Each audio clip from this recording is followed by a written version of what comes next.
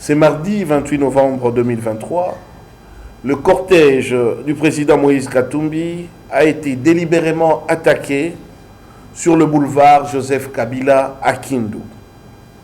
Précisément entre la résidence officielle du gouverneur de la province de Maniema et celle du Premier ministre Matata.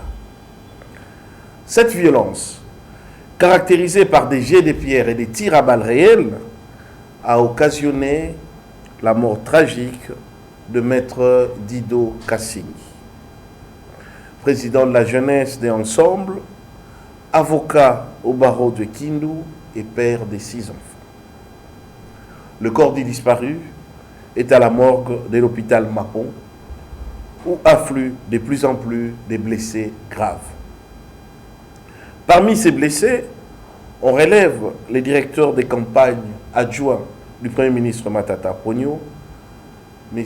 Godard Bilengue, qui a fait l'objet de 6 points de suture au regard des jets de pierre reçus. Des sources concordantes attestent que des assaillants ont lapidé les cortèges depuis l'enceinte de la résidence du gouverneur Idrissa Mangala. Des tirs d'armes à feu ont été entendus de manière régulière pendant cette opération.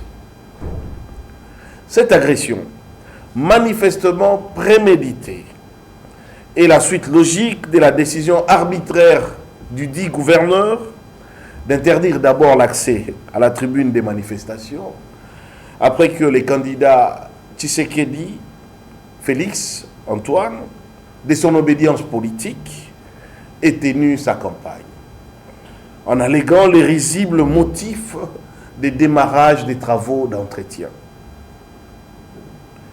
Dans la nuit d'hier, M. Mangala a instrumentalisé les éléments de la police nationale et de l'armée pour démanteler les travaux d'érection du podium de la place Mapon, qui avait été choisi comme solution alternative à ces atteintes délibérées à l'accès à l'espace public.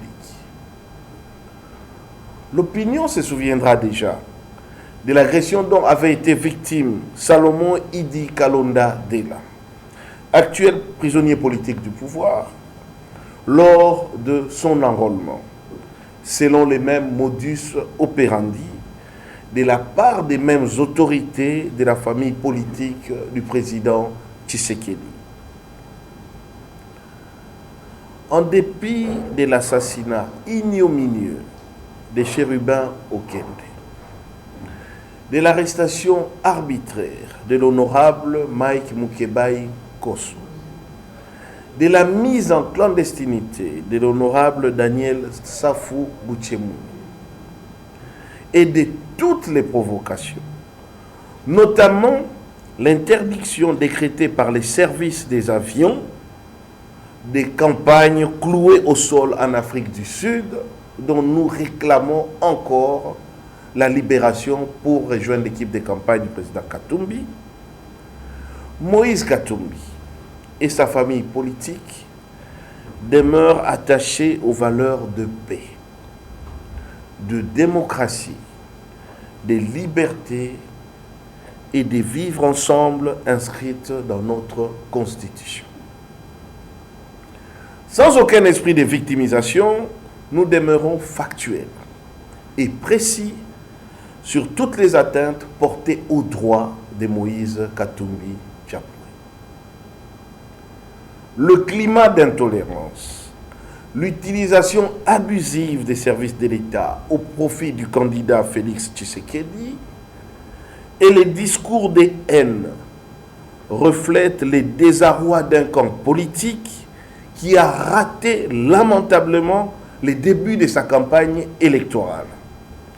Exposé à la débâcle et au rejet de notre peuple face à la vacuité abyssale de son bilan.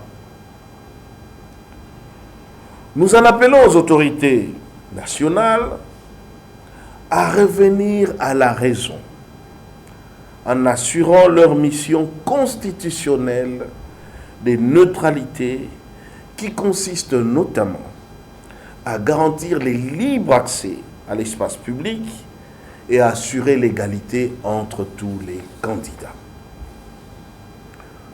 Nous en appelons aux observateurs, tant nationaux qu'internationaux, à toutes les organisations de défense des droits humains, de mener des investigations sérieuses sur les attaques des Kindu. Nous en appelons à nos partenaires attachés aux valeurs démocratiques d'activer instamment les régimes de sanctions contre les responsables qui s'emploient à empêcher la tenue des élections libres et démocratiques dont les résultats reflèteront la volonté du peuple congolais.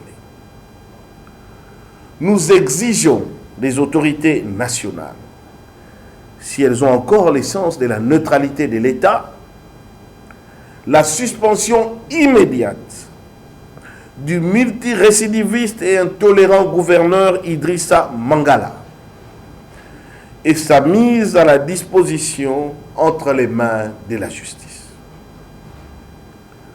À nos compatriotes, à nos militants, au peuple congolais, nous les appelons au calme.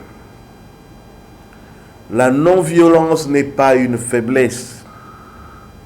Nul n'a le monopole de la violence. Ne cédons pas à cette arme des faibles. Elle constitue aujourd'hui les derniers recours d'un régime aux abois et sans bilan, en proie à la peur de voir le peuple lui reprendre le pouvoir.